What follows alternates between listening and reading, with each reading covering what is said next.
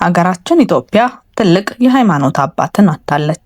ቀደም ባሉት ጊዜያቶች የሃይማኖት አባቶች ሲነሱ በግንባር ቀደምትነት ከሚነሱት መካከል በርከት ያሉ ስራዎችን ለሀገር ከማድረግም ባሻገር በተለይ ደግሞ ሀገራችን በተለያዩ ጊዜ ለሚገጥሟት ችግሮች እምነታቸውን መሰረት ያደረገ ጥቃቶችም ሲደርሱ ከፊት በመቅደም ሰላምን በመስበክ ሁል ጊዜ ሌላኛውንም ማህበረሰብ ባከበረ መልኩ ከፊት የሚገለጹትና የሚጠሩት ሀጂ ዑመር ሙፍቲ ናቸው። እኚህ የሃይማኖት አባት ታዲያ የህዝበ ሙስሊሙ አባት ብቻ አልነበሩም። ዘር፣ ሃይማኖትና ቀለም ሳይለዩ ለሁሉም ሀዘናቸውን እየገለጹ በተለይ ደግሞ በሀገራችን በተለያየ ጊዜ የሚገጥመንን የእርስ በርስ ችግሮች ለመፍታት ትልቅ ሚና ሲጫወቱ የነበሩ ሰዎች ናቸው። እኒህ አባታችን ታዲያ የተወለዱት ግንቦት 21 በ1929 ዓ.ም በወሎ ክፍለ ሀገር ለጋምቦ ወረዳ ገነቴ መንደር ነው። ከልጅነታቸው ጀምሮ ለእውቀት ያላቸው ፍቅር ጥልቅ ነበር። ባገኙት አጋጣሚ እውቀትን መፈለግና ትምህርትን ራሳቸውን ላይ መስራትና ማሳደግ ተቀዳሚ ስራቸው ነበር። ታዲያ ገና በለጋ እድሜያቸው የእውቀት ፍቅር በልጦባቸው ከአባታቸው ፍቃድ ተቀብለው የእስልምናን እውቀት ፍለጋ ጀምረው ነበር። ከዛሬ 50 ዓመት በፊት ታዲያ አዲስ አበባ የመጡት እኚህ አባት ከቀድሞ መምህራቸውና ኡስታዛቸው እሱን ፍለጋ ነበር ወደ አዲስ አበባ የገቡት።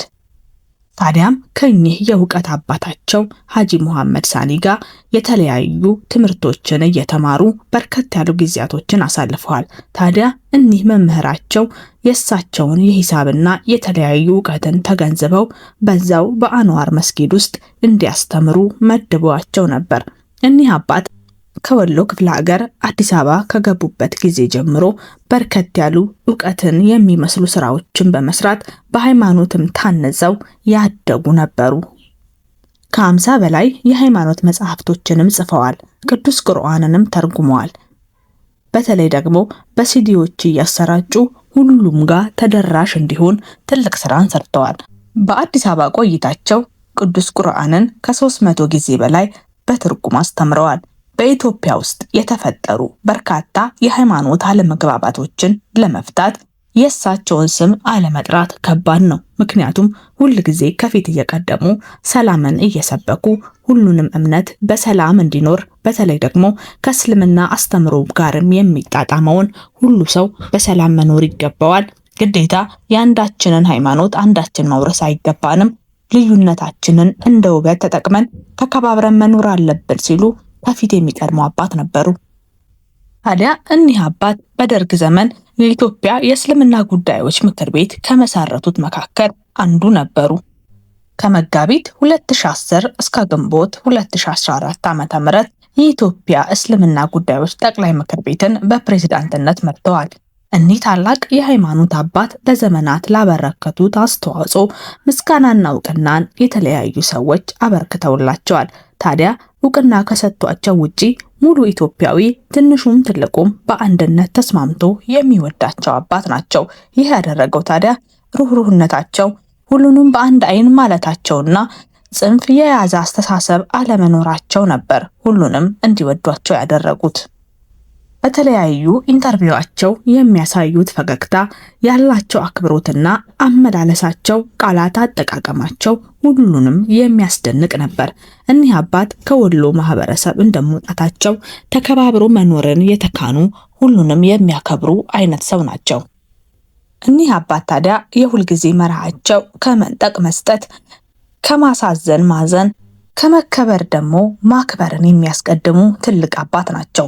በእስልምናውም አስተምሯቸው በርከት ያሉ የእስልምናው ተከታዮች በጣም የሚወዷቸውና የሚያከብሯቸው ናቸው። ይህንን ያየነው ደግሞ የሥራ ዘመናቸውን ጨርሰው እስካሁን ድረስ ሁሉም እሳቸው ልብ ውስጥ እንደቀሩ የሚያሳዩ ፕሮግራሞችን እያዘጋጁ ሽልማትና አክብሮትን በየጊዜው የሚሰጧቸው የእስልምና ጉዳዮች በተነሳ ቁጥር ደግሞ እሳቸው እኮ እንዲህ አድርገው ነበር እያሉ ስማቸውን ያነሳሉ። እኒህ አባት ታዲያ በተለያዩ ቃለ መጠይቆቻቸው ላይ እንደሚናገሩት ብዙ ጊዜ ህመም እንደማያጋጥማቸውና ጤነኛ እንደሆኑ ይናገሩ ነበር። ታዲያ በዚህ ዓመት 2 ጊዜ መታመማቸው ለሳቸውም እንግዳ እንደሆነባቸውና ከዚህ በፊት ምንም አይነት ህመም ታመው እንደማያውቁ ይናገራሉ። ለጤነኝነታቸውም እንደ ምክንያትነት የተናገሩት ሁል ጊዜም ቢሆን ምግብ ቀስ እያልኩ ነው የምበላው። ያም ማለት ረጅሙን ጊዜን በጾም ነው የማሳልፈው። ጾም ደግሞ ለሰላምና ለጤና ወሳኝ ነው። ምግብ ተበልቶ በሆድ ያለው ምግብ ሳይፈጭ ሌላ ምግብ ጨምሮ መመገብ ለጤና አስጊ ነው ሲሉ ተናግረዋል። ታዲያ የአሁኑ ህመም ትንሽ ጫን ያለብኝ ምግብ አብዝቼ ባለመመገቤ ነው። በዛ ላይ ደግሞ ለሁለተኛ ጊዜ ሲያመኝ ታላቁ የረመዳን ጾም ላይ በመሆኔ ከባድ አድርጎብኝ ነበር ሲሉም ተናግረው ነበር። በቅርቡ ጊዜ ታዲያ በጸና መታመማቸው ሲገለጽ ቆይቶ ማረፋቸውን ሰምተናል። ለመላው የእስልምና ህዝብና ለሁሉም የኢትዮጵያ ህዝብ መጽናናትን እንመኛለን። አንዳንድ ጊዜ ከባድ የሚሆነው ሞት ሳይሆን የሞተው ሰው በህይወት ሳለ የሰራውን ስራ በምናስብበት ጊዜ ነው። እንዲህ ያሉ ትልልቅ አባቶች ለሀገር በጣም የሚያስፈልጉ ናቸው። አንዳንዴ ግጭቶች ሲኖሩ እንዲህ አይነት አባቶች ናቸው ከፊት እየገጠሙ ልጆቼ ተው እያሉ ሰላምን የሚያሰፍኑልን። ከህግ በላይ የሆኑ ትልልቅ ሰዎች ብዙ ናቸው። አንዳንዴ ህጉን ደፍረን እንኳን ስንተላለፍ የእናት የአባት ግሳጼ ወደኋላ እንድንል ያደርገናል። ይህም ማሳያ ታዲያ በተለያዩ ጊዜያቶች የሚነሱ ግጭቶችን ከፊት ቀድመው መምራታቸውና ፍሬ ያፈራ ስራ መስራታቸው ዋስትናቸው ነው። እናም ተመልካቾቻችን የተሰማችሁን ሀዘን በኮመንት ስር ግለጹልን። አንዳንድ ጊዜ አልቅሶ የማይወጣ ሀዘን ሀገራችንን የገጠማት ይመስላል። ለልጆቻቸውና ለዘመዶቻቸው መጽናናትን እንመኛለን። እኛ እንኳ በሩቅ ያየናቸው፣ በስራቸው የወደድናቸው፣ በመልእክታቸውና በምክራቸው ያከበርናቸው እኒህ ሰው ለልጆቻቸውና በአቅራቢያቸው ላሉ ሰዎች ደግሞ ምን ያክል ጠቃሚ ሰው እንደሆኑ መገመት አያቅትም። ታዲያ ከኛ በላይ ጉዳቱ ለነሱ ነውና አጠገባቸው ላሉ ሁሉ መጽናናትን እንመኛለን። መልካምም ክፉም ብትሰሩ ያው በህይወት ስትኖሩ ይሻላል። አንዳንዴ ከሞት በኋላ በርከት ያሉ ሰጣ ገባዎች ይገጥሟችኋል።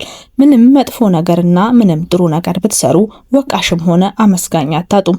ታዲያ እኚህ አባት በህይወት ሳሉ በርከት ያሉ ወቀሳዎችንም አስተናግደው ነበር። ታዲያ አሁን እኛ ስለ ወቀሳው ልናወራው ሳይሆን የሚበልጥ መልካም ስራቸው በፊት ለፊት የሚታይ አይን አውጥቶ የመጣ ነገር እንደመሆኑ መልካምነታቸው ይበልጥብናልና ሁልጊዜ መልካም ስራቸውን የሚዘክር ትውልድ ያፈሩ ይመስለናል። ዛሬም ነገም የኒህን አባት የሚዘክር ስራ ከእምነቱ ተከታይ እንጠብቃለን። በተለይ ደግሞ በደንብ የመሩትን ይህንን የእስልምና ጉዳዮችን እዚህ ለማድረስ የተለያዩ ስራ ከሰሩ ሰዎች መካከል ግንባር ቀደም እንደመሆኑ ህዝበ ሙስሊሙ ለሳቸው ማስታወሻ የሚሆን ነገር እንደሚሰሩ ባለሙሉ ተስፋ ነን።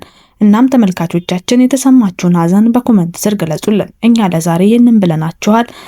ለሳቸውም እንግዲህ ጀነትን እንዲያወርሳቸው ተመኝተናል። ሰላም ቆዩን።